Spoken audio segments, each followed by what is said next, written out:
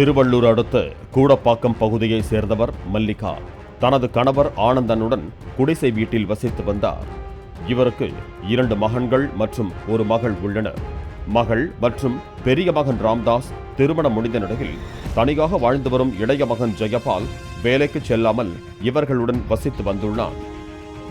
சனிக்கிழமை அன்று மல்லிகாவின் கணவர் வெளியூர் சென்றுவிட்டதால் அவர் மட்டும் வீட்டில் தனியாக இருந்துள்ளார்.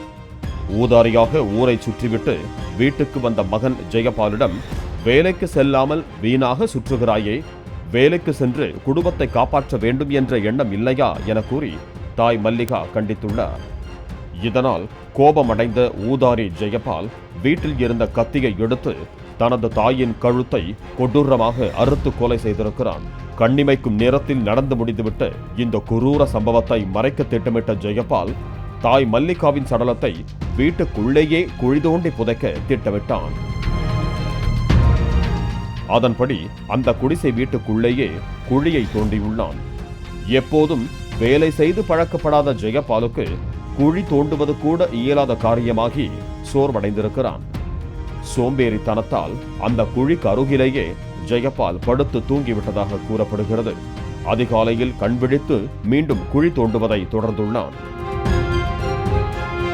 எதிர்பாராத விதமாக அங்கு வந்த அவனது அண்ணன் ராம்தாஸ் இதனை கண்டு அதிர்ச்சியடைந்து வெள்ளவேடு காவல் நிலையத்திற்கு தகவல் கொடுத்துள்ளார். விரைந்து வந்த காவல்துறையினர் மல்லிகாவின் உடலை எடுத்து பிரேத பரிசோதனைக்காக அனுப்பி வைத்ததுடன் தாயை கொன்று புதைக்க முயன்ற ஜெயபாலை கைது செய்து சிறையில் அடைத்தனர்.